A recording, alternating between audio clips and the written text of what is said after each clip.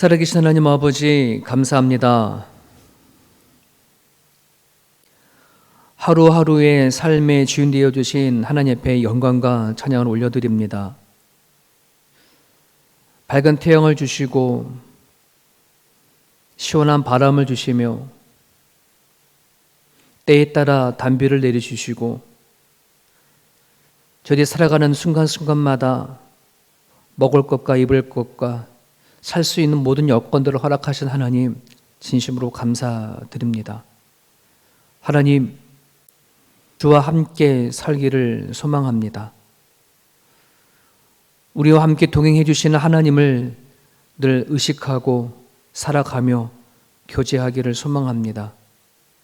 성령님, 살아간 순간들마다 찾아와 주셔서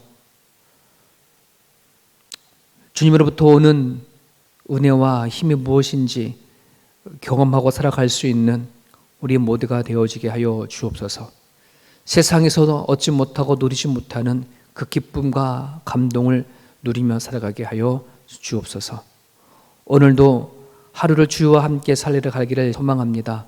말씀 가운데 하나님 임재하여 주옵소서. 예수님의 이름으로 기도드립니다. 아멘. 야고보서 4장 13절에서 5장 6절까지 오늘 본문 말씀입니다. 제목은 너희 생명이 무엇이냐라고 되어 있습니다. 야고보서 4장 13절에서 5장 6절까지 우리 같이 한 목소리 읽습니다. 들으라, 너희 중에 말하기를 오늘이나 내일이나 우리가 어떤 도시에 가서 거기서 1년을 머물며 장사하여 이익을 보리라 하는 자들아, 내일 일을 너희가 알지 못하는도다. 너희 생명이 무엇이냐? 너희는 잠깐 보이다가 없어지는 안개니라. 너희가 도리어 말하기를 주의 뜻이면 우리가 살기도 하고 이것이나 저것을 하리라 할 것이오늘 이제도 너희가 허탄한 자랑을 하니 그러한 자랑은 다 악한 것이라. 그러므로 사람이 선을 행할 줄 알고도 행하지 아니하면 죄니라. 들으라, 부한 자들아, 너희에게 임할 고생으로 말미암아 울고 통곡하라. 너희 재물은 썩었고 너희 옷은 좀 먹었으며 너희 금과 은은 녹이 슬었으니 이 녹시 너희에게 증거가 되며 불같이 너희 살을 먹으리라. 너희가 말세의 재물을 쌓았도다. 보라, 너희 밭에서 추수한 품꾼에게 주지 아니한 싹이 소리 지르며 그 추수한 자의 우는 소리가 만군의 주의 귀에 들렸느니라. 너희가 땅에서 사치하고 방종하여 살육의 날에 너희 마음을 살찌게 하였도다. 너희는 의인을 정죄하고 죽였으나 그는 너희에게 대항하지 아니하였느니라. 아멘. 아멘.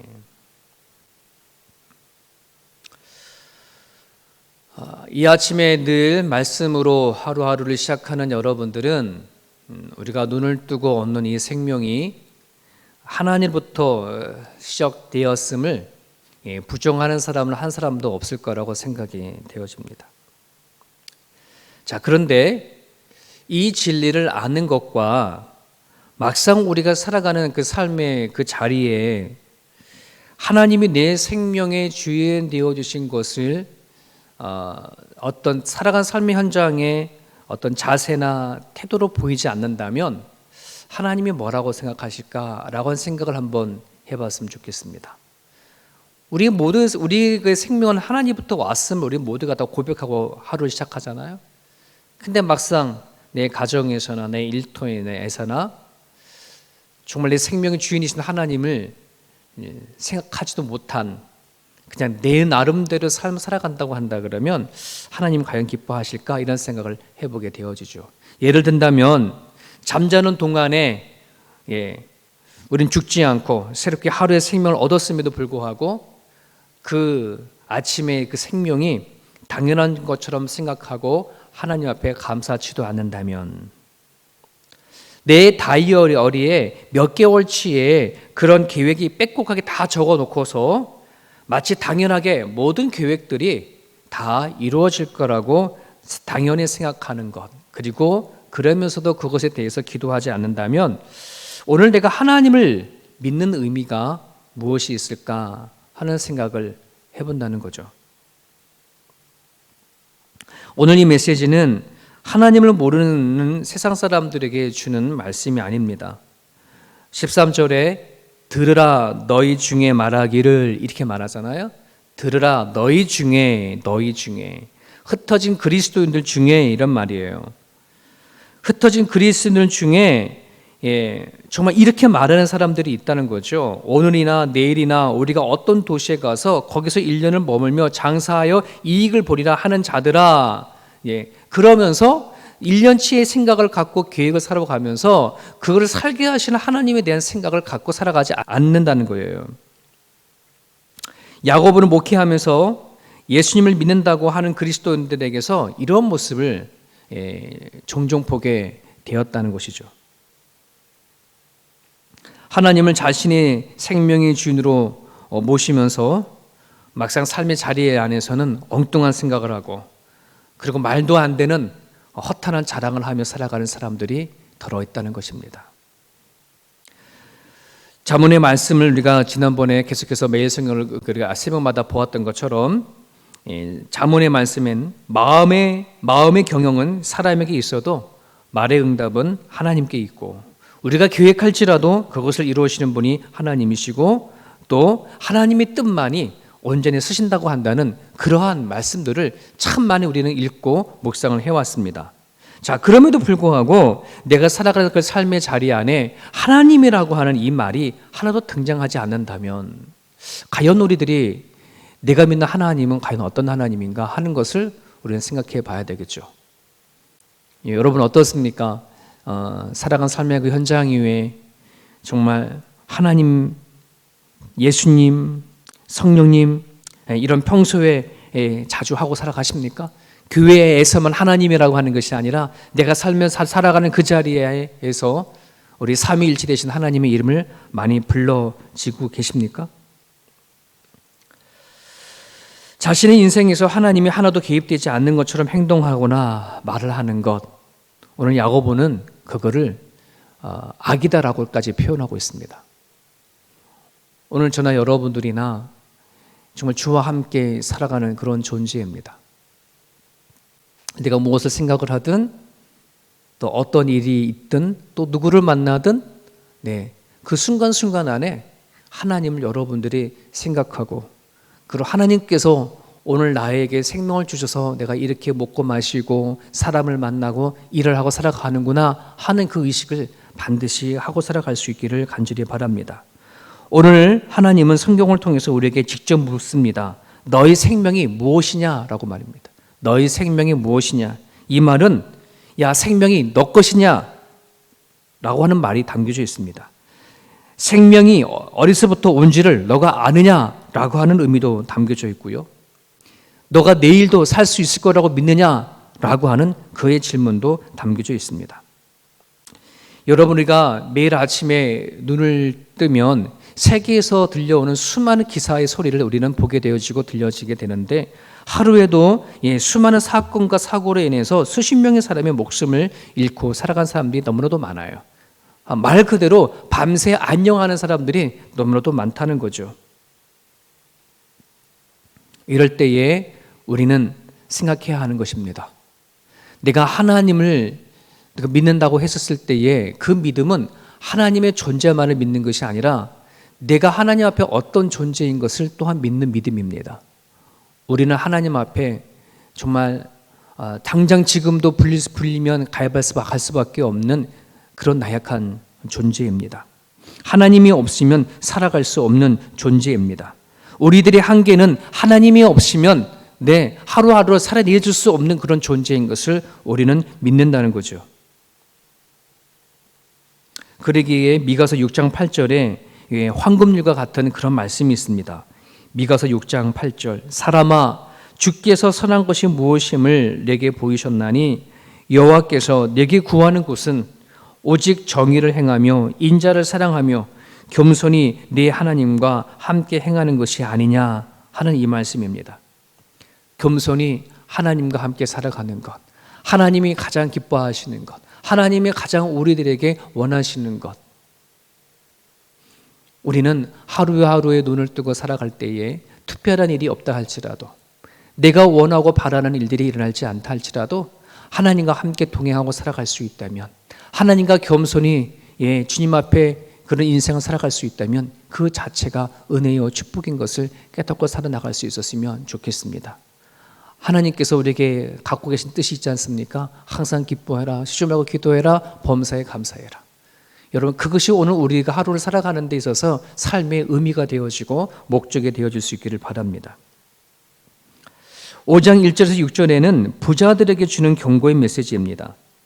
그러니까 유진 피터스의 메시지를 보게 되면 이거를 어떻게 이 1절을 번역을 했냐 그러면, 이 부자에 대해서 그냥 부자가 아니라 거만하게 구는 부자들에게 말합니다 라고 번역을 했어요. 여러분, 부자라고 해서 다 나쁘고 부자라고 해서 다 악한 것이 아니지 않습니까? 여러분, 부는 하나님께 속한 것입니다. 하나님의 은혜가 아니면 부자도 되어줄 수 없는 거예요. 하나님부터 오는 것입니다. 그러기에 성도들이 부자가 되는 건 축복입니다. 그리고 그 축복을 위해서 또한 기도해야 합니다. 그런데 문제는 부한 것으로 거만해지는 것이 문제입니다. 거만해지는 것. 자, 그러면 우리는 질문을 던져야 되겠죠. 왜 부자들은 거만해질까? 이 거만하다는 말을 사전을 찾아보니까 사전적인 용어는 이렇습니다. 스스로 잘난 체하며 다른 사람을 업신여긴다. 스스로 잘난 체한다는 거예요. 그리고 자기보다 가난한 사람들을 업시 여긴다는 건데요. 이게 왜 잘난 체하고 왜 업시 여기느냐?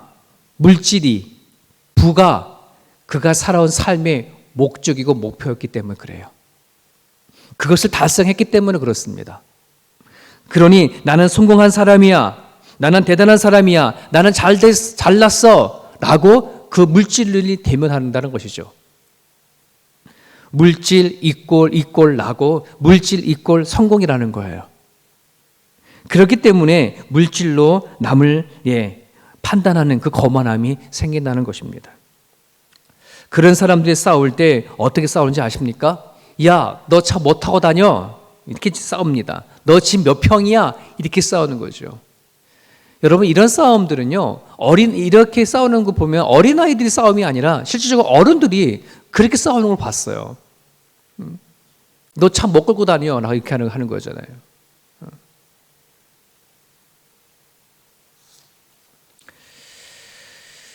오늘 성경은 그런 사람을 보고 뭐라고 말하냐 그러면, 그런 자들은 물질을 쌓은 것이 아니라, 물질을 벌은 것이 아니라 하나님의 심판을 쌓은 거다.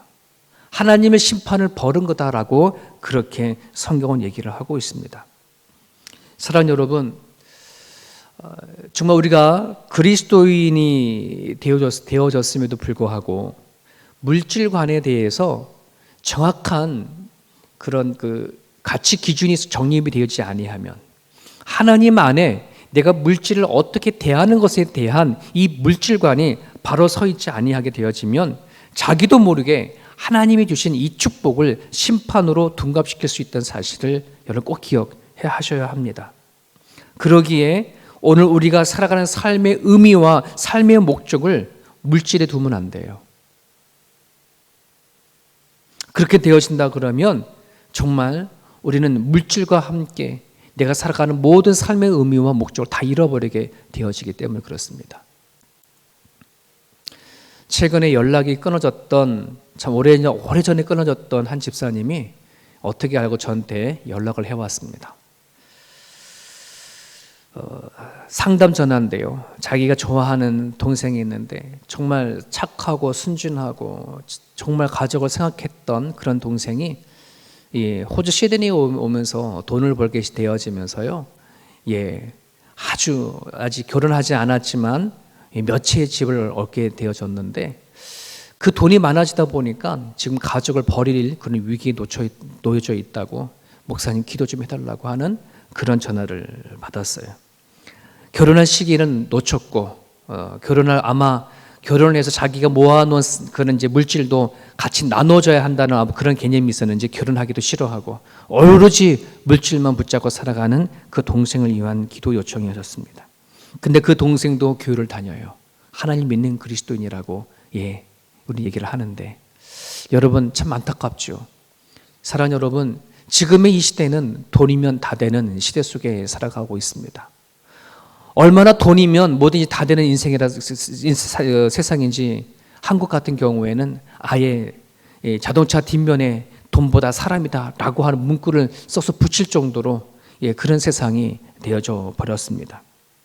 사랑하는 여러분, 우리들의 가족들, 나의 자녀들, 정말 우리가 이 세상을 살아가는 데 있어서의 정말 우리의 모든 생각과 마음에 빼앗기지 않기 위해서 물질관을 하나님 앞에 바르게 세워갈 수 있도록 여러분 기도해 주셨으면 좋겠습니다. 내가 주어진 인생을, 우리에게 주어진 인생을 어떻게 살아가야 해야 되는지, 목표가 무엇이어야 되어지는지, 삶의 의미를 어디서 찾아야 되어지는지를 분명히 여러분들이 하나님께서 답을 얻고 기도해 나갈 수 있기를 간절히 바랍니다.